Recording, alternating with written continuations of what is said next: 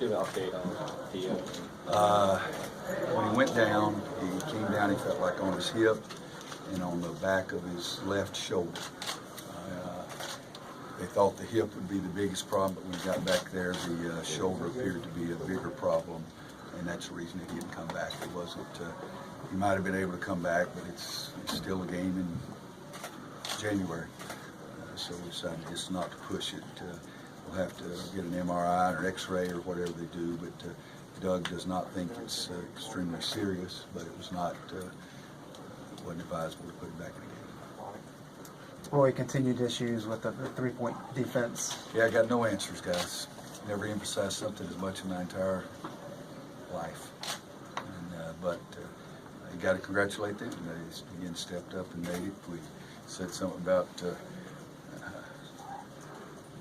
Al making 7 out of 7, coming in shooting 29%. Well, they made 15 out of 30 last time we played them. We made 15 out of 30, but Gabe really got him off to a great start. He made 3 in probably the first 7 or 8 minutes. Marcus, and I apologize because I don't know if it's Marquise or Marcus. Anybody Clemson? Marquise. Marquise. I called him Marquise, had face-to-face at the end, so I'm glad of that. But I think he made the biggest play. We got it tied, and somebody got lost, and somebody ran into the screen, and he makes a 3 right in front of their bench when they got it tied. And then we come down and don't take a very good shot and go down and get them to miss, and we have 2 guys fighting for the rebound, and ends up going to them. And it just seemed like, well, I mean, the score's tied. I think when I think that's when Joel Berry makes a steal and dribbles it off his leg out of bounds in front of the scores table over there too. But it's a game of basketball. Last year we were very fortunate here. We missed a free throw with 5 seconds to play, and then we missed a layup. And we were lucky enough to win in overtime. But I think Marquise's 3 was a big shot, and then we didn't get the rebound off their next miss, and then Elijah, I think, made a layup. It was tough. Then it goes to 5. Was there something that you guys did on the defensive end to kind of help you get back in the game in the second half? No, I think we changed the coverage twice on the screen on the ball. Stumped that up too, but that wasn't it. It's just kids made shots, and we've got better shots. Cam took a real bad one. Kenny took a bad one. Joel may have taken one bad one, but we shoot 64% in the second half. We just didn't do a good enough job on the defensive end. Did it take a while to kind of get your backcourt to adjust without Theo? And yeah, it was, everybody was worried at first because you don't have any idea how serious it is. And needless to say, he was going to be the 3rd player that's ever done it for me. I've had 2 other guys that have played the 1, 2, 3, and 4 in the same game, and Theo was going to do that today. But it didn't work out.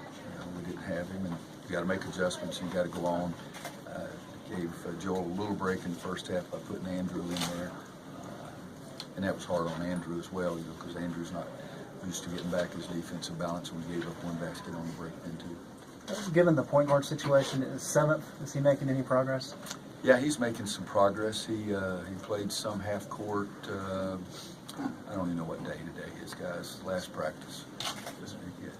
He played some half court yesterday, but they haven't released him yet to do everything. So whether or not he would be available this weekend, I would sort of doubt, but I don't know. I wait until no trainer or doctors ever said anything to me about me trying to push people back, because I just don't do that. Roy, I know you can't talk about Jalik's situation, but the decision, is that influenced at all by this Me Too movement or anything that's going on at Michigan State, how you guys have handled that situation with him? Joe, I had nothing to do with how it was handled, so I can't answer that. And that's probably all I should say, because I've been advised not to say anything and don't know enough to say anything, which that doesn't stop me a lot of times from talking to you about why we win or lose when I don't have any idea.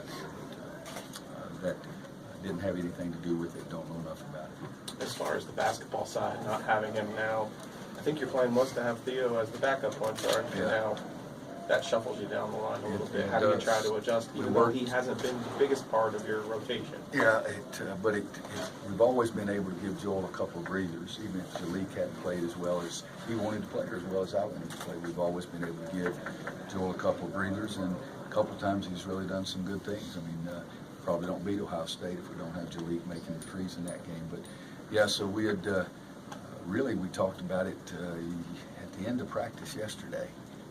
Because we didn't know everything until the end of practice yesterday. So I talked to Theo, and we every now and then, just to keep him humored, we've let him play the point guard a little bit, but that's all we've done.